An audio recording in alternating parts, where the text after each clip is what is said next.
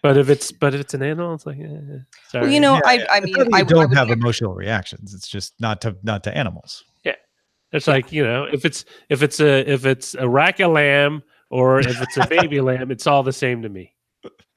It's all the same to the clam as well. I mean, I would never say I don't care about like cute kids or anything like that. I don't have children, but they're fine. But I would say that my emotional, you know, the barometer is, you know, when it comes to animals, it's like, you know, through the roof. Where when it comes to people, I'm sort of like, I don't know, you'll deal with it. Which I have been accused of being a little obtuse about that in the past, where I'm like, I don't know, some people just like animals. I do too. Well done. Yeah. I'm trying to think if there's anything I have no emotional reaction to. There's certain things that I have less emotional reaction to. And more of those over time, you know, as they become more calloused and jaded. I'm probably coming off as like some weird borderline, you know, sociopath. All of us. Borderline? All of us. Borderline. Oh, geez. All of us sound a little borderline today. So it's like, oh, you're not borderline. Don't worry about that. Yeah. Don't worry your pretty little head about that. You're so far beyond the line. Do you have an emotional reaction to Roger's head?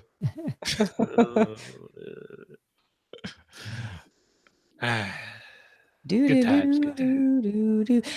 I think I might just be going crazy because of the dance of the Sugar Plum Fairy song remix well, it's happening right now. You guys can't hear it, but I can because my window's open. It's you will descend into madness eventually the school when you hear the song too many times. I don't even hear Uptown Funk anymore. I'm like, Uptown Funk is just part of white noise of my life. Not a problem. But this one is really, it has become an earworm of a frightening magnitude. Well, I know how to drive it out of your head. We'll do How's a that? show. Yeah. Right here in this old hangout. So when you do 3, 2, 1, that's when I get to read line 3? Yes. Would you read line 3 today, Allison? I get to I get to do line 3. Allison's very excited. I am somebody. You have made it, Allison. So you read like line this? 3. Here's your big chance. People like you. All right. Let's see. I'll do it in 15 seconds. That'll put us starting DTNS at 14:30. All right. I will count you in 5, 4, 3, 2, 1. Thanks to everyone who supports independent tech news directly. If you're not already, become a DTNS member at patreon.com/DTNS. This is the Daily Tech News for Friday, December 14th, 2018. In Los Angeles, I'm Tom Merritt. And from Studio Feline, I'm Sarah Lane. And I'm the show's producer, Roger Chang. I'm Allison Sheridan, coming from the Sheridan Studios, newly renovated. Yes, congratulations on the end of your renovations, your long renovations. Don't ever do it. Don't renovate anything. Just burn the house down. Says someone who's just finished renovating. Good advice.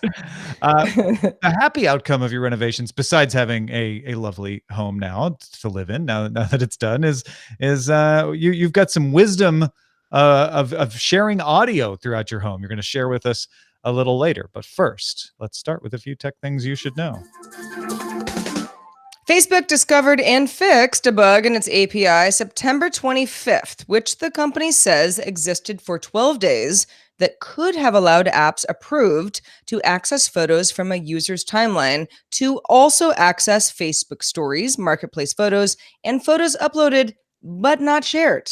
Facebook will provide a tool to developers to check and see if they receive photos that they shouldn't have had access to, and then delete those photos. The bug could have affected up to 5.6 million users, so this is potentially kind of a big deal. The Irish Data Protection Commissioner opened an investigation to determine if Facebook followed GDPR rules in its disclosure of this and other recent breaches. Oh, Facebook. Discord announced it will open its game store for all developers in 2019. Developers will keep 90% of the revenue from sales on Discord. Epic Games launched its own game store this month, promising 88% revenue for developers. This just in, I'm starting a game store with 91%.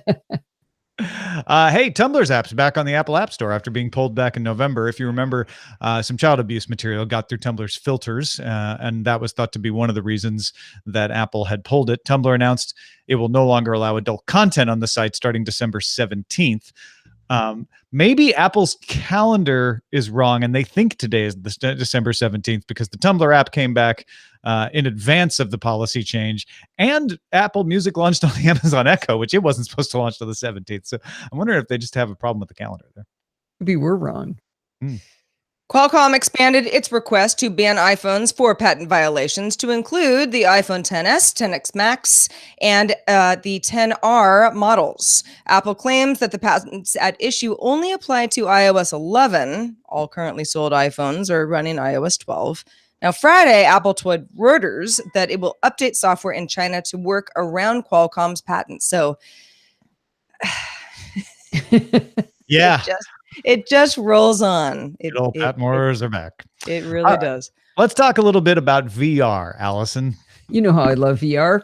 IMAX notified shareholders Thursday it will close down its 3 remaining VR centers in LA, Bangkok, and Toronto, and write off VR content investments. The IMAX VR Center pilot program was a test to see which approach to a location-based VR entertainment center would work. Apparently, I always said it was going to be amazing, right, Tom? Yeah, no, that's how I remember it. You're right. I don't want to trash this idea. I want to find the light in here. I want to be able to say that IMAX had a valid idea. They tested it and it just didn't work, and that's fine. But I never thought this was a good idea. I mean, having these centers in just a few places, and I never saw, and maybe this is a problem with marketing, I never saw why I would want to go there. They had one near the Grove here in LA. I've been to the Grove, love the Grove. We have many of our DTNS meetups at the Grove. Never once bothered to go into it. Maybe it's the laser tag of our era, except we forgot to go play. Well, it's not. I mean, yeah, it would if it had. I think that's what they wanted you to think, right? Like this is the laser tag, but laser tag is more fun. I think that that's part of the problem. Is okay, a VR center might be really cool, but you're like, oh, I have to go there and experience it. But then VR was always touted as this thing that was going to transform the living room, and you could kind of have it anywhere. And sure, it was maybe a little bit clunky right now, but the idea of having a place to go and experience this, I think, was a really tough sell for a lot of folks who are already used to having everything, in their pockets. Yeah, I think you pretty much stumbled on it there, or stumbled may not be stumbled upon it. Yeah, accidentally right. I think you're legitimately accurately hitting it on the head there, because the problem the problem is, you want to go to a place and have fun with each other, like laser tag or VR on a roller coaster where you're sitting next to everybody and you're getting to see all the same things. A VR center sounds like a internet cafe. Go here and do the thing you could do at home. Maybe it's bigger and better, but you're still isolated from everybody else. Maybe I just have it wrong, though. I don't know. If anybody liked these things, let us know. Absolutely. Well, we talked about Robinhood yesterday and its idea to take on some bigger banks. And the story has unfolded in sort of an interesting way. Robinhood's free checking and saving accounts may not be as safe as they think. Robinhood said that it would use deposits to buy money in U.S. securities and then use the yields to pay interest on the deposits. The company says that money is protected from losses on the securities because Robinhood's brokerage is insured by the Securities Investor Protection Corporation, or SIPC. Now, TechCrunch contacted SIPC CEO Stephen Harbeck, who says that the situation appears to be customers loaning money to Robinhood to invest in securities, and SIPC doesn't cover loans. Harbeck has referred the issue to the SEC. And if that doesn't scare you, which it might if you were potentially going to put your money with Robinhood, check out 25-year financial vet Preston Monroe's take on Robinhood at dailytechnewsshow.com. Yeah, and Preston's actually very bullish on it. He didn't think the SIPC thing was that big of a deal to him. He figures they'll figure it out, I guess. But he says, TLDR, if you don't need to make a lot of deposits in ATMs, because while they have a lot of ATMs for withdrawals, only about 4,000 of them will actually take your deposits. Then yeah, there's no reason not to get an account. He says he's going to put a little lunch money in it and make some interest off that, and suggest maybe connecting it to your bank so you can just move some money in it when you need to, and see how it goes. That way you're not risking a lot of money in it either. You don't think of a bank though as a place to risk your money, right? That's well, it's a new thing. I think that's part of the risk. Sure. But yeah, that left me a little bit queasy when it sounds too good to be true. 3%. Okay. Allison, that's exactly what we were talking about yesterday, or at least that was, one of the concerns that I rose was, it sounds great, but it's a startup. And when it comes to money, a lot of people just, you want to be safe. You want to make sure that your money's going somewhere where you're going to get that money later. And maybe there's going to be a little fee here and there. And that's the price you pay for making sure that company is never going to go out of business, too big to fail. Well, like Justin said, he was talking about Ally Bank being one that was also very lean and they don't have any physical store places or anything, and they provide good rates, and that's where I put my stuff. Yeah. So. But we're not giving financial advice. Preston says, to me, this didn't seem too good to be true. With no physical branches and limited employees, there's little overhead, and they'll make the money lending out funds and on interchange income. So it's scanned for him as legit. But yeah, maybe Ally's a better bet just because they've been around longer. And right, exactly. We're definitely not giving out financial advice. Good to reemphasize that. Ars Technica reports on a phishing campaign uncovered by CertFA Labs targeting U.S. government officials, activists, and journalists that circumvents two-factor authentication protection. It's not as bad as it sounds because it's a phishing scam. So follow me here. Standard phishing emails are used to trick you into clicking on something, right? So the target clicks on a link thinking they're logging into Gmail or Yahoo. And if they don't realize they're not, they're putting in their credentials. So phishing scams work this way all the time. Like, oh, we need you to update your information. Click here to log into Gmail. And if you don't realize you're not at Gmail, you're giving them your username and password. However, if you have two-factor authentication on, that prevents them from using those credentials alone. So what these folks did was put a hidden image in the email that alerts the phisher's system that the email is being viewed. The system will then try the credentials in real time on the actual Gmail or Yahoo page. And if that page prompts them for two-factor authentication, we'll then send a prompt for two-factor authentication to the fake page as the target is putting in their information. They'll put in their information and the fake page will say, oh, we need you to enter your two-factor authentication. Of course, they're entering it into the fake page. That's captured by the system, immediately applied to the real page, and Bob's your uncle. They're into the real Gmail or Yahoo account of the target that they were attacking. So the only way this wouldn't work is if you were requiring a physical key, like a YubiKey, to be plugged into the machine for your second factor. Yeah, they said that they didn't actually catch them doing it with authenticator apps separate from SMS. Yeah. But they also said they don't have any reason to believe it wouldn't have worked with that. And I wanted to bring up something that Bart Bouchatz taught us in last week's Security Bits on my show. He said to remember that a lock on a website does not mean that website is who you think it is. Right. It's who it says it is in the URL bar. So if it looks like Gmail, but it's got a lock, that doesn't mean, I mean, if it, it can be misspelled or whatever, it can still have a lock. 49% of phishing sites have valid TLS SSL certificates right now, but that's just a domain control verification. That just says, I own this domain. It doesn't say this domain is Gmail. So, well, and even beyond that, it says your connection to this site is encrypted. No one but you and the site can see the data. But if the site right. isn't trustworthy, that doesn't matter. Yeah. Right. But I assumed that a lock would mean that you had somehow verified yourself, but it isn't. It only verifies that you own that domain and then you've been given that certificate. So, I mean, we've known for a long time that 2FA via SMS is insecure, but this is another example it's a clever way to do it. Yeah, and it almost seems obvious to me. Like, yeah, of course you'd be able to set that up, right? Why not? All right. Recode sources say Facebook is in talks with pay TV services like HBO, Showtime, and Starz to sell their streaming services as add-ons to Facebook Watch, similar to how Amazon sells them as add-ons to Prime Video. And actually, I think you could do it through Apple as well.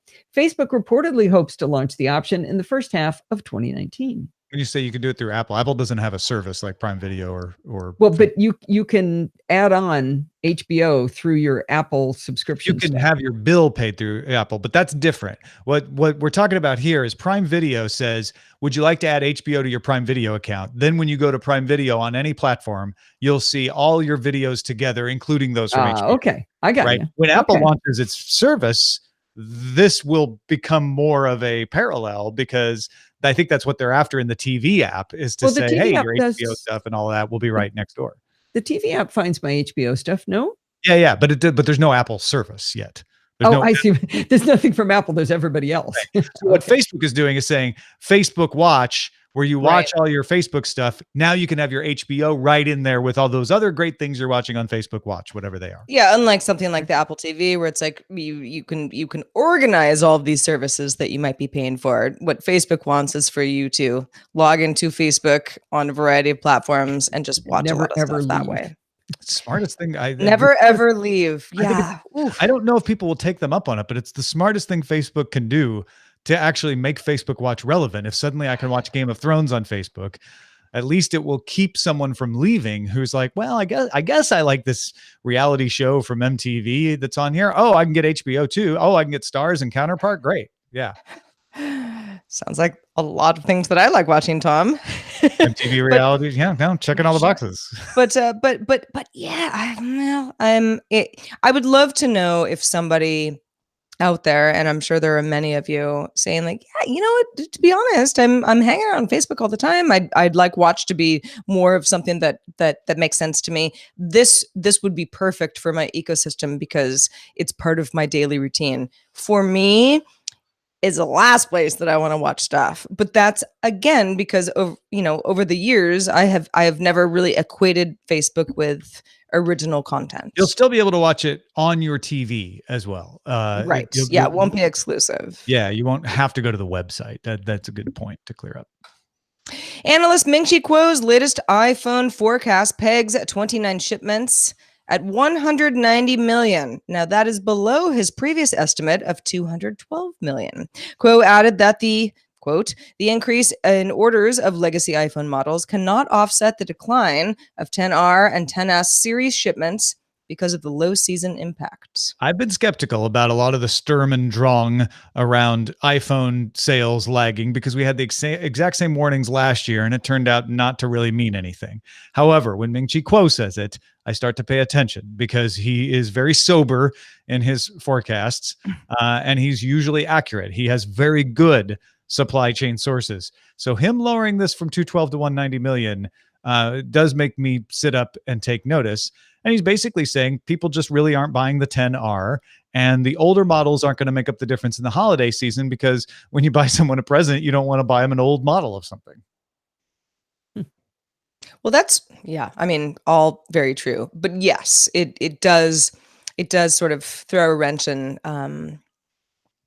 the idea that, Apple always works it out, right? Their Q4 is always fine, their fiscal Q4. Who was the Apple executive that said the 10R is the best-selling phone of all centuries? Oh, it was their marketing head. His name is escaping me at the moment. Just making that up? But they're also not giving out numbers. They just say things like that. Doesn't mean they're lying, but also means that if you're crunching numbers, people's heads tend to scratch a little bit. It's like, well, okay. Says who? Says you? This means that Apple's move to be a services organization is imperative. Apple may be perfectly aware that this was going to happen. The entire smartphone business is slowing. How could it not slow for Apple at some point? So maybe they're prepared for this. Maybe they're fine with it. And maybe what they'll say is, you know what? We're going to be making so much money off of our health services and our music services and our new TV service and all this other stuff that eventually slowing iPhone sales will feel like slowing iPod sales. Sad to see the category stagnating, but oh well, it doesn't matter. We're making money off something else now. But look over here, I've got services. And the story has been, well, okay, Apple has also raised prices for its flagship iPhone models. So if you slash shipment numbers, well, okay, that does point to maybe a market that's flattening out a little bit. doesn't necessarily mean that Apple isn't still doing what it needs to do to get to its bottom line. Yeah. Well, folks, if you want to get all the tech headlines each day in about 5 minutes, be sure to subscribe to dailytechheadlines.com. Another thing I mentioned earlier in the show, Apple Music showing up on Amazon Echo speakers today, early for Android and iOS users. You can go into your Alexa app and tell it to actually do the thing that you want it to do. Cancel. There, how I did that for you. And add Apple Music to as your default. You can replace Spotify and all of that. This is a few days ahead of the December 17th date previously announced. This will probably prove useful for some holiday parties out there. And speaking of, Allison recently finished the world's longest remodel and celebrated by having a bunch of people over, which meant solving that whole home music dilemma. You want that music playing for all your guests everywhere in the house because you're wanting to show off the whole house. Allison, first, congratulations on your long home nightmare being over. Was the remodel worth it? And how did you solve the music dilemma? Well, I think it was worth it. It started as 3 bathrooms and turned into much, much more. In engineering, we call it scope creep. And so it was 5 months to do 3 bathrooms, which was everything. But yes, it was worth it. Our bathrooms are amazing. The thing I was looking for, and it's a fairly well-known fact that I'm not a listener of music. I don't get joy from music. I find it annoying at best and just irritating at worst. But it's a narrow band. But anyway, I wanted to have holiday music on during the party where we were celebrating our house being finally finished. And I started thinking, I've got all these devices, and I had heard about this cool thing called Airplay 2, and I wanted to check into it. And Airplay is the method that Apple uses to allow you to, say, throw audio and video from your phone to your Apple TV, for example. And Airplay 2, the fancy thing about that is it allows you to throw music or audio of some sort to all of your devices at the same time, simultaneously, perfectly in sync, but within what you can't hear of a lag between them. So I started looking around the house, and we've got Apple TV sprinkled all over the place, and we bought a HomePod because why not? And I realized that the Apple TV 4s, the 4K, we have one 4K model, and the HomePod would all do Airplay 2. So the tricky bit is we don't have a really nice home stereo anymore. We have the same one we put in place 35 years ago. The speakers get pretty old and nasty looking. But what we do have is TVs with good sound systems on them in several different rooms. So I moved the Apple TVs to the rooms where I wanted the nice audio and to be able to play the music. And you can bring up something like, I just brought up Apple Music and said, okay, I want Christmas music. And then when you go into Airplay, anything that can play simultaneously, any of the devices will show up with a little circle next to them. And like, it looks like a radio button, but it's actually a checkbox. So you check all the ones you want it to go to, and then you hit go. And sometimes it works. Eventually you fiddle around with it enough until it actually does end up working. But somebody's doing it right now, I can hear. But anyway, once you get it going into all the speakers, you can actually disassociate your phone. I was able to turn my phone off, Wi-Fi off cellular, eventually shut it completely down, and the music continued to play. And I think it was the HomePod that was then controlling the music in the house, because you could yell out to the HomePod and say, hey, skip song, give me the next one. Yeah, I wonder if it works like Chromecast now with Airplay 2, where it actually, each device is downloading the files directly rather than streaming them through your home network like it used to.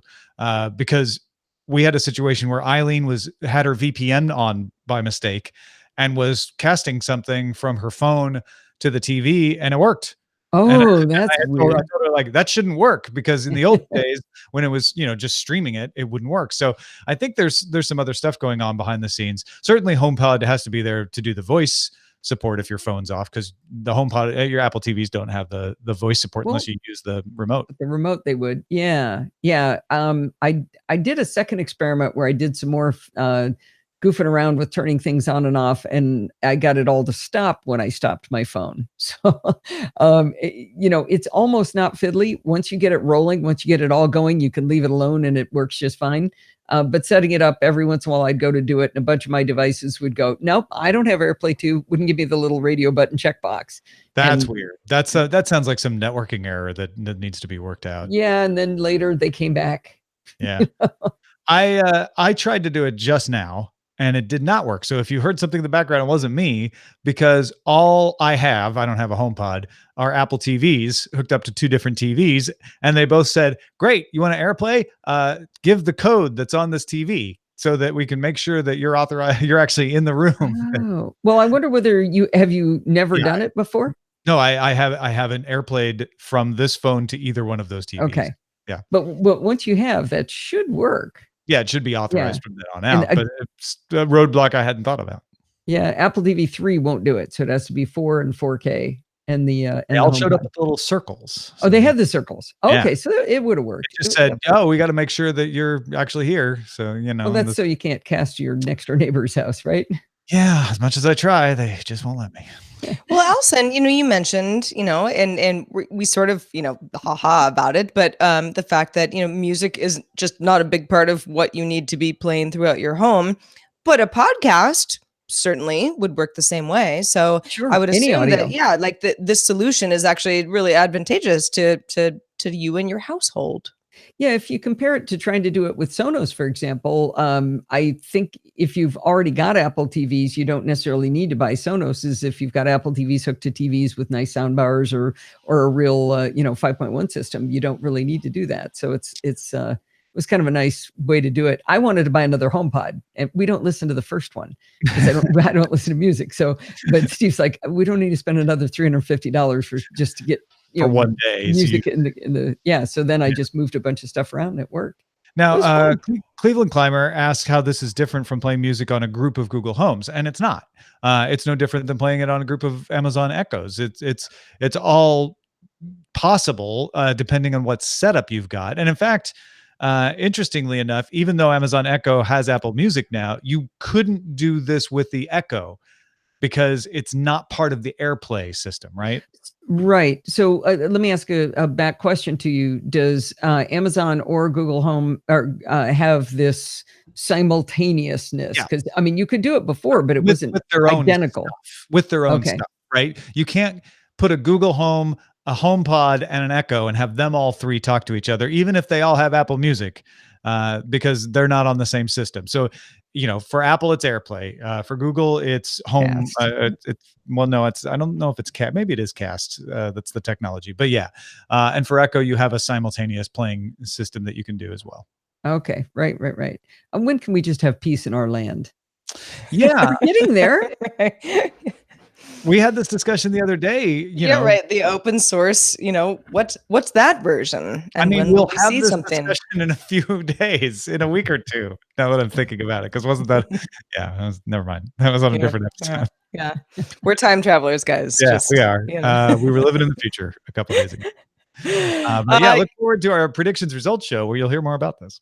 You certainly will. Also, thanks to everybody who participates in our subreddit, because that's where we know a lot more about the stories that you care about and that we can feature on future episodes. Submit stories and vote on other stories at dailytechnewsshow.reddit.com. If you hang out on Facebook, hey, cool. Got something for you. Facebook.com/groups/dailytechnewsshow. We have mail. We do. In fact, we had a lot of really good mail today. And the first one comes from Kevin, who had some thoughts regarding municipal broadband internet that we were talking about the other day. Kevin says, I live in Longmont, Colorado. Before purchasing my home here, I made sure that my house would be in the green zone for installation of fiber for the town's own Next Light gigabit service, as it's called.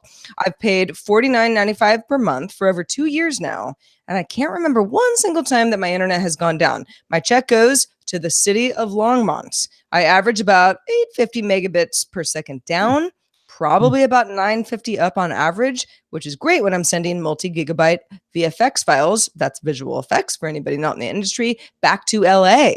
Kevin, sounds like you're in our industry. Often in well under a minute. I'm a living example that all the nonsense companies like Comcast and Time Warner spew to fight municipal internet in towns and cities around the country is little more than scare tactics and BS. Also, like Hollywood professionals moving to Colorado is a thing. When we were looking around for a house, there was a guy who had an audio studio in his house. The house itself wasn't very nice. The audio studio was real nice, and he was moving to Colorado. Same thing. Hey, I mean, Colorado's great. Yeah. And yeah, good to know. Good to know that the internet is working for you there, and that that more municipal services that are offered, people might want to take a closer look at. Warren wrote in and says, guys, I'm getting a jump start on the new year here. Took stock of the subscriptions to things I had signed up for over the years. One was Comixology, a wonderful service, I'm sure, but not one that I used like ever. I had intended to, but I just never did. However, what I do use is DTNS. I listen to the previous day's show every morning on my Echo as part of my getting ready for work routine. I should have been a subscriber a long time ago. I have corrected that now and will gladly give you guys the money I was giving a service I wasn't even using. Thanks so much for what you do. I have followed you all on and off from different places on the internet over the years, and I'm very happy with the content you are all producing. As feedback on Thursday's show, I just had this thought in my head. What if the robot that brings you your stuff doesn't have anything to do next? Does it just idle on your doorstep? That's just not hospitable to leave it out there just milling around. Well, I needed to offer it a cup of electricity while it waits just to be polite. The social graces that we will need to develop in the future. Glad to be part of the team, Warren. You know, it's funny because when we were talking about this, you know, my question was sort of like, well, I don't know, like, is, you know, or the robot's just gonna, like, be on the sidewalk or whatever. And Tom, you had a good scenario where it's like, no, it's all more about efficiency in the restaurant and not having humans sort of idling outside in their cars waiting for stuff. But yeah, what if there have been times where I've ordered ramen? In fact, many of them where the ramen ends up coming and I'm like, oh crap, I don't know, I'm in the shower, or I'm on the phone or whatever. What happens to the little robot that's like waiting outside with your little? For you to have the consideration to get the ramen you ordered, Sarah. Why were you not ready?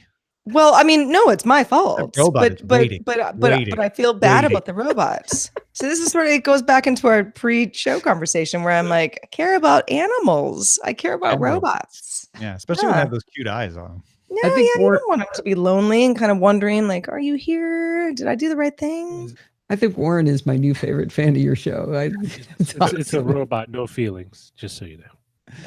Or does that's what you think? He's heartless. Yeah, Roger. Haven't you ever seen, Ex Machina? It's gonna get weird, Roger, real quick. You know who isn't weird? Allison Sheridan. Thank you for being with us, Allison. It's so nice to have you back on the show, and let folks know where they can keep up with all the other work that you do. Well, thanks, Sarah. It's been a lot of fun. Podfeet.com is the best place to go. I just did a post under blog posts that says how to enable Apple Music on Amazon Echo. It's a bunch of screenshots. Click here, and you're done. It's pretty good. But over there, you can find all of my shows, the NosillaCast Apple Podcast, and Chit Chat Across the Pond Light, and Programming by Stealth, and Taming the Terminal. So lots of fun to be had over there. And you can follow me on Twitter at Podfeet. It's a whole DosillaCast network now. It's amazing. It really is. The Podfeet podcast. Yeah, the podcast family at podfeet.com. I would like to remind you that, like Warren, if you're a patron, you get stuff. You get access to things, membership things. I don't know if Warren's an associate producer, but if he is, he just got a new editor's desk audio column from me about why we didn't talk more about Google search bias when we covered the Sundar Pichai story earlier this week. If you want my thoughts about that, they're available. I just posted them. Patreon.com/DTNS for everyone at the $5 a month level or up. Become a patron. Patreon.com/DTNS. Your feedback helps keep us honest. So please keep it coming. Feedback at dailytechnewsshow.com. We're also live Monday through Friday at 4:30 p.m. Eastern, 21:30 UTC. Find out more at dailytechnewsshow.com/live. Have a marvelous weekend, everyone. We'll talk to you Monday.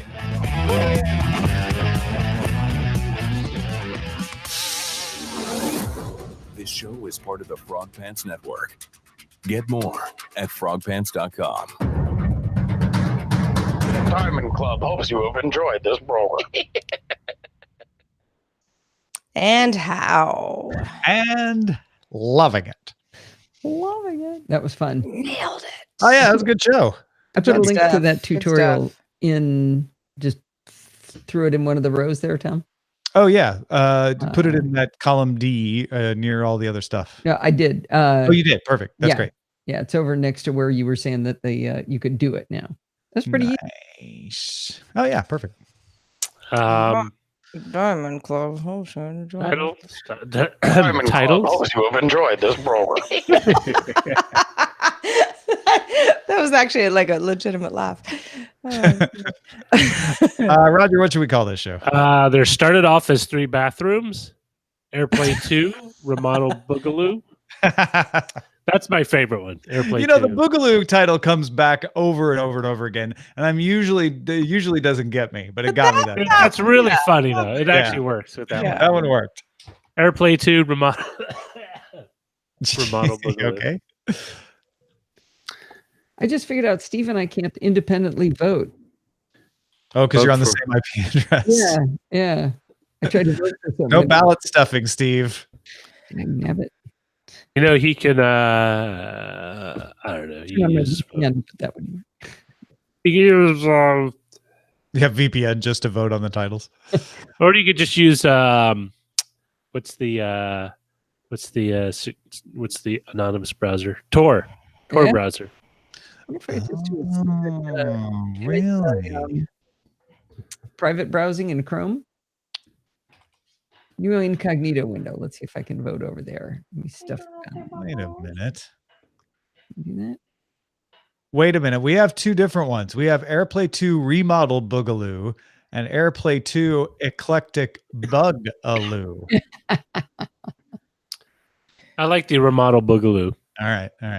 Fair enough. Ah, I saw that one, but I said All right. No, TVZ Gun was pointing it out in the chat room. So I'm I sorry. believe- I believe now he owes BioCow a steak or something. I don't know. You're giving. Isn't that cannibalism?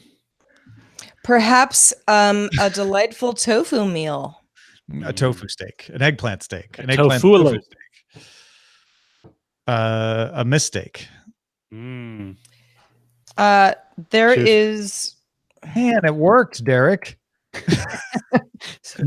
Derek Silva posted a picture of sausages in the Discord. All I saw were sausages, like half a picture of them at the bottom of my screen, and I immediately clicked over and saw today's attempt to distract Tom. And it worked. It really, really worked. Sausages. I hardly knew him. I had a burrito for lunch. So did I. I had a burrito for dinner last night. Oh, look at that. We're the burrito trio. I had a It breakfast was. burrito When's the today. last time you had a burrito, Allison? I had a breakfast burrito today. Does that sound? Oh yeah, but it's the burrito Okay. foursome. Oh, it's the quadfecta. The burrito Of burritos. brotherhood. Mhm. So wait, was the breakfast burrito around in the 20th century or was it the 21st century? It's around in the 5th Oh, it was definitely around in the 20th century. I don't know about the breakfast 19th. burritos forever. The When we- ancient Aztecs ate Should bread. probably threw an egg in there somewhere along They the had the ancient Mayan microwave or Aztec microwave. You didn't have to use a microwave. You heated it with the sun god Ra, which That's they borrowed Egyptian. from Egypt, apparently. You cross the great expanse.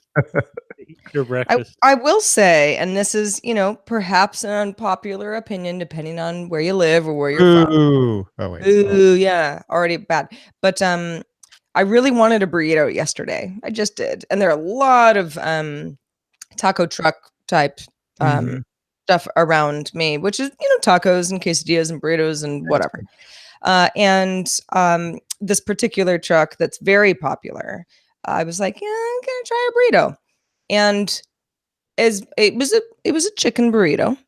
And as much as it was tasty enough for me to finish it, and it was large, so I kind of had a little and then had the second half later and a little bit more for breakfast. I was like, I miss the San Francisco burrito because it's not the same. Mm. Well, San Francisco just burrito, like the doesn't- Mission burritos, very specific. Yep, that's what I wanted. Well, That's like not what I got, and it's not that it wasn't good, but it wasn't. well, It's not the same. I had a coworker who used to complain about the Mission burritos. Like, oh, burrito shouldn't have rice in it. Why is it filled with rice? Oh, Should you just tell them no rice. I always do Right. that. You don't want bulk. Get rid of the bulk. you need know, bulk more because of the it's going to good be stuff. it's lunch. You got like 6 more hours. No, the bulk should be more avocado and sour cream.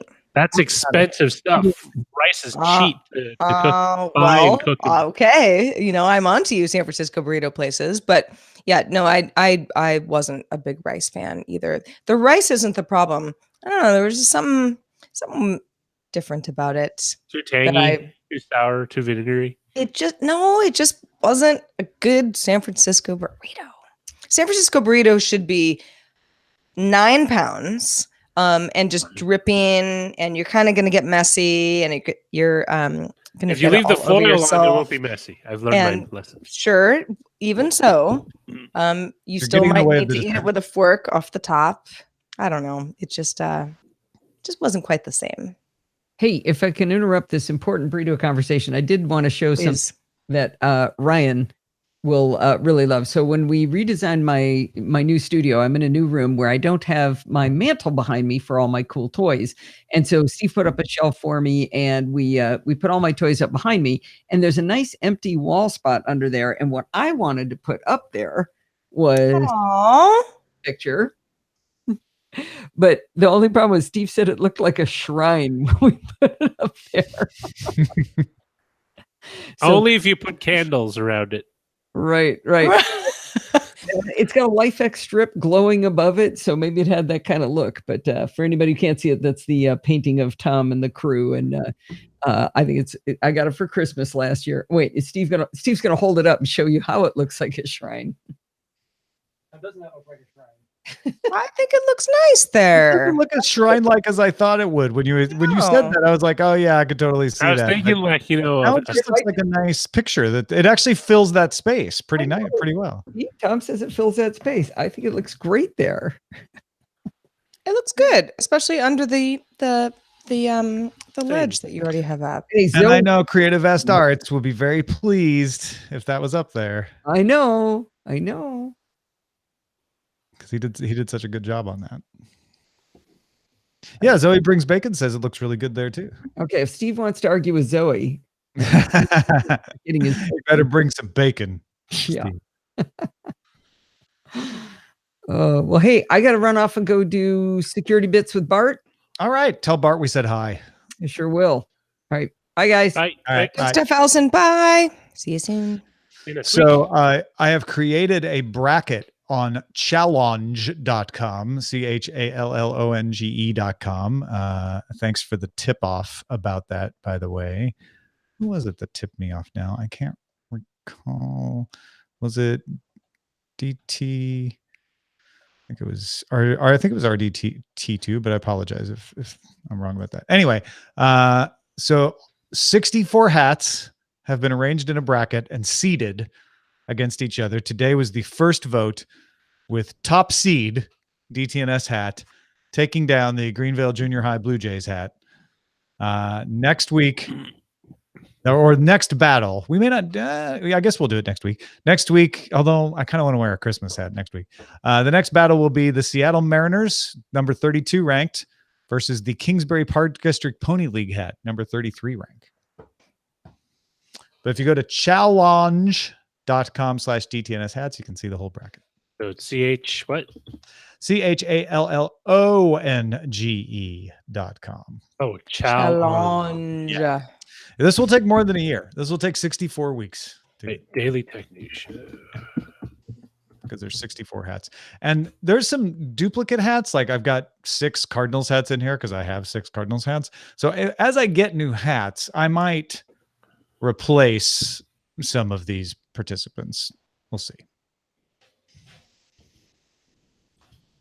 But I like brackets. I like tournaments. I like hats. So I'm doing this to entertain myself. And if it entertains a few 24 or so people in the Discord who vote on it, so be it. I support your enthusiasm and camaraderie for the hat breathin'. Will you be voting? That's all the answer I need. I'll do it. But do I have to? Yeah. I don't know. You might want to get in there when the Giants hats show up. That's true. I have a sort of a funny story about Giants hats. So yesterday, my car has, like keyless entry, right? And so, you have to have your key with you in order for the car to lock and unlock and everything. But you don't actually have to touch it. Right. Except that the battery in my little unit crapped out, and I've been seeing the warnings for months. Oh, in the key. The key fob. The key itself. Yeah. The car kept saying like, key battery is low, and I was like, screw you.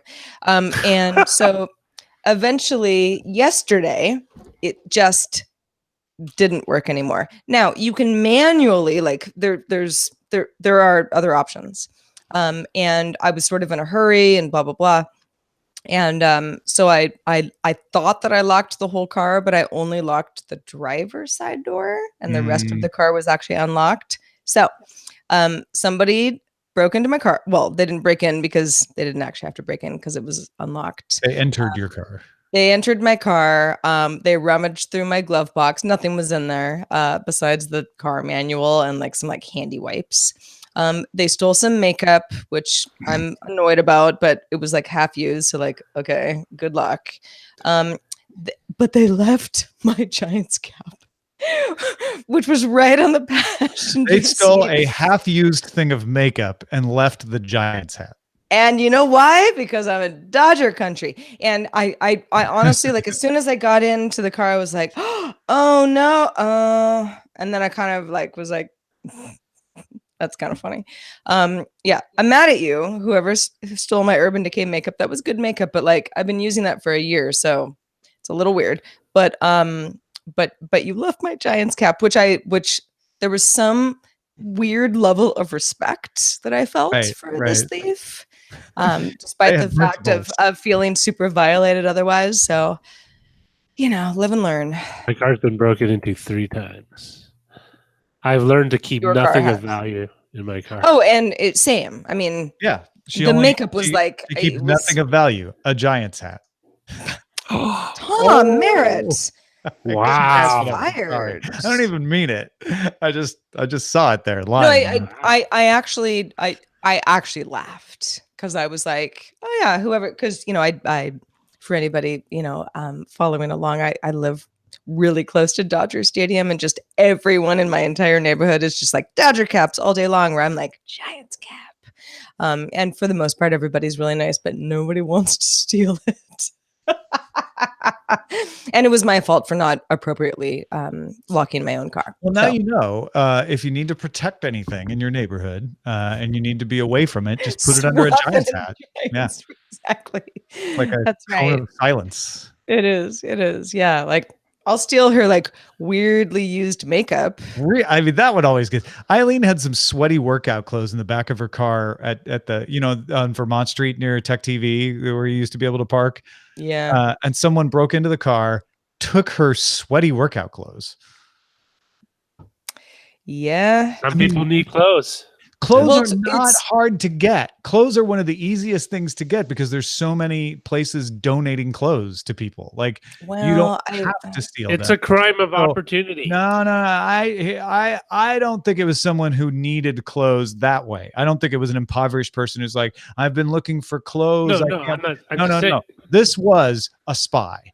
This is someone who had just gotten away and needed to disguise themselves and saw my wife's workout clothes as the perfect disguise and therefore was able to. Oh, wow. I wouldn't even thought through it that much. I would have thought that they would be like, I don't have time to like figure out if these are like good clothes or bad clothes. Just steal them. I'm on the run them, and maybe try to resell them at Crossroads. No, I don't think there was anything like that going on. You couldn't sell those at Crossroads. Crossroads doesn't buy anything. Well, I mean, I don't know, but if you're in a hurry, again, maybe you just swipe what you swipe and worry about it later. I think it was some sort of spy person on the run, and again, crime of opportunity. Because otherwise, if you're just like in need of clothes, there are much better places to get clothes. Maybe they broke in expecting something and they were upset and they just exactly. Yeah, like this will not all be for naught. I'm taking these clothes. You can pour the cold water of reason over my explanation all you want. That will not stop me from believing it was in fact a spy. It was a It spy. might They have would been a have spy. It might have been. They would have. Thank Well, you. was it by the beach? Because they could have just stripped to their undies and just laid along the sand until the coast was clear. No, it wasn't by the beach. It was over by. It was by Tech TV. Oh. I said it was Vermont Street over by Tech TV. Oh, Vermont. I once left. I had a Honda Civic, notoriously known for being broken into because they're easy to be broken into, and also people take parts. I had gone to, I don't know, I was on vacation somewhere. This is over by the studio, and I didn't want to leave my car. I didn't have a garage at the time in my neighborhood because like I would get like 3 tickets during the course of however long I was gone. But I knew by the studio I could leave it there and there wasn't, metering or street cleaning or whatever. Yeah. And I think it was like a significant vacation. Like I was gone for a couple of weeks. And when I got back, my entire engine was missing. Whoa. Yeah. That happened right outside our studio at Tech TV. And it's funny because like when I got into it, everything seemed kind of kosher, right? I mean, the hood was down. You didn't know. Yeah, right. When And you it's sort of turned, like, why doesn't, it's not turning on? Like, Oh, it's not starting. There's probably, is my battery dead or something? Right. And then I opened it and I was like, whoa, there's Let me take a look at the engine. here. Oh, wait, I can't. Yeah, it's completely gone because obviously somebody like scoped it out and was like, whoever left it here isn't coming back anytime soon. And like, we're going to strip this car down. It was not a fun re-entry into the US, but what are you going to do? Kind of my fault. I left it there. One of the reasons I like driving really old cars because people don't screw with you. They don't screw with them as much. I'm not saying. Well, I mean, trust me, this was an old Honda Civic. Like it wasn't like new and cool.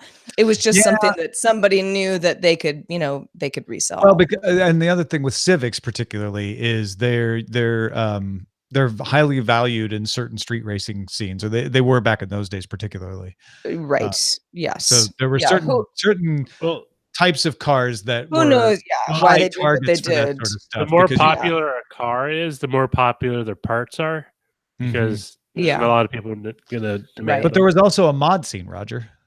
There was a mod scene specifically for Civics, I think. Yeah, but people are dropping like VTECs from Preludes in them and put new springs and new shocks. Are they still making Preludes? Because they stopped. Back in the day, the Prelude is over. Now they're just making the car that the Prelude was a Prelude to. Yeah, eventually just go to the epilogue. The Accord. Was a Honda Prelude? It's just the Honda. Well, so I just remember in high school, like the Prelude was like the thing. I was never gonna get a Prelude. When will this Prelude be over? I was a kid, but the Prelude was like the cool car. That was their sports car, but then they got the S2000. I believe it was Nikki Speece who had the Prelude that I was jealous of in high school. I think what killed it was the 2-door Accord. Really, people like, ooh, I could get a sporty car that holds. Roger, you have to remind us when it's 215. It's 215. It's 220. Sorry. All right, we gotta go. Okay. All right. Bye, everyone. That conversation carried me away. I apologize. See, we're just too good. We're just too good at our jobs. Spirited away. We'll see you guys next week. Bye, video, audio, folks. Stick around. There's more to come.